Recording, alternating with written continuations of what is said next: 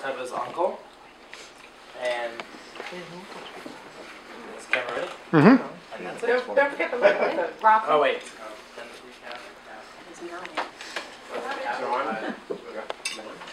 Is it on, Rob? Yeah. It's on. What if it's over 15 minutes?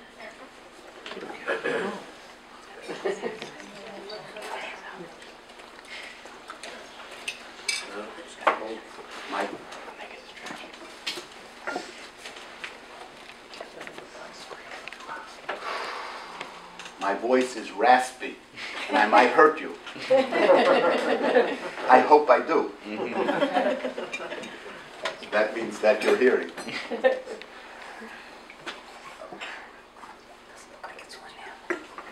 Rabbi talked about why they made a Seudas Hoda'ah on Chanukah. And I think it's very appropriate.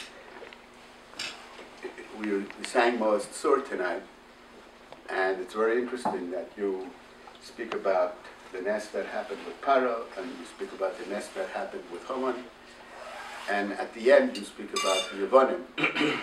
Why speak about those things when we're talking about the nest of Chanukah? And in the Gemara in Brochus talks about if a person had a nest happen to him and he comes by that place later, you make a bracha, Baruch she'asa li nes b'makom hazeh. Thanking the Rabbi for making a nest in this place for me. It's very clear in the Gemara at that point you also mentioned the other nisim as well.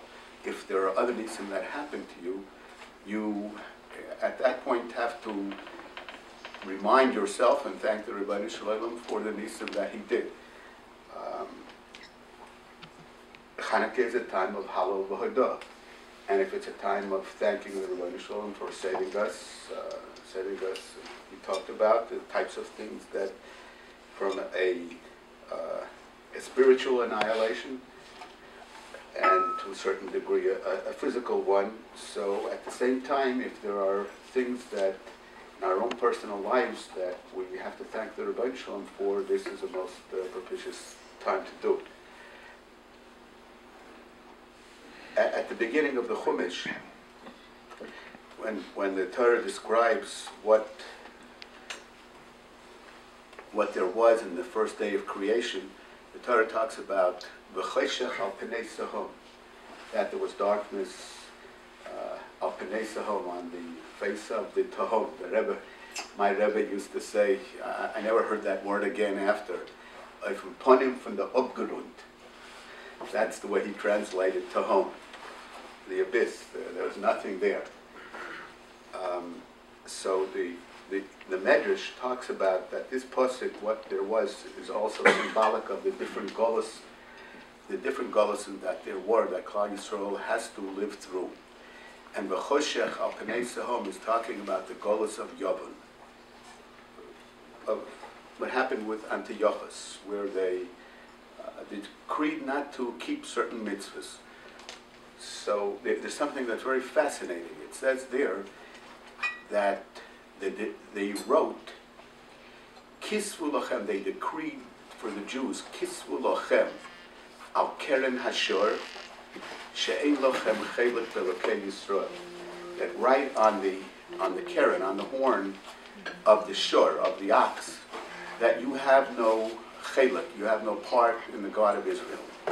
That's what they obligated themselves, they obligated the Jews to do. And it's a strange thing.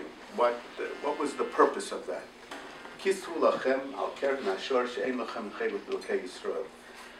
And I once heard in many svarim speak about this. What is the significance of this Keren Hashor?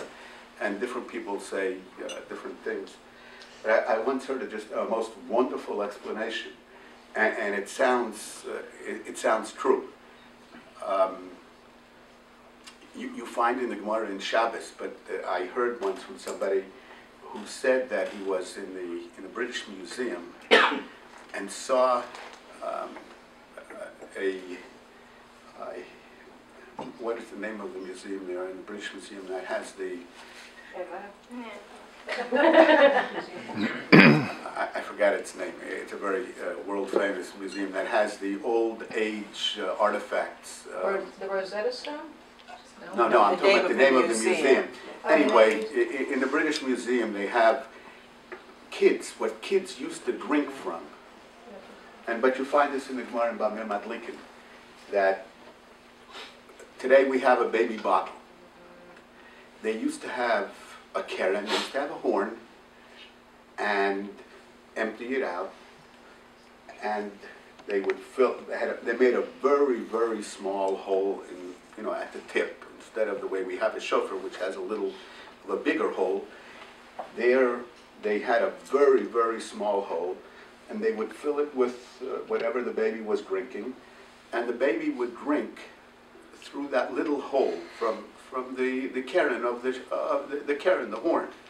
That's what the Gemara talks about a shofar being muktzah, the difference between a shofar, between a trumpet and a shofar not being muktzah because it can be used by the kids, although mainly it's used for a musical instrument, but at the same time it could be used by the children, which is not the case with the trumpet, which is just straight. That's what they used. And what they were sort of saying is, they decreed that you can't, that means a child from its infancy on, you're not allowed to teach it about God. Meaning to say, Kisvu lachem al keren hashor, write it even on the baby bottle. She'ein lochem chelik belokei Yisrael, you have nothing to do with the God of Israel. Anybody that knows a little about what Stalin did, the Jews who grew up in Russia during that era, the parents were even afraid in their own homes, in the privacy of their homes, to talk about God because the child would mention it or something, and they would be taken away to Siberia. So they heard about religion being the opium of the masses, and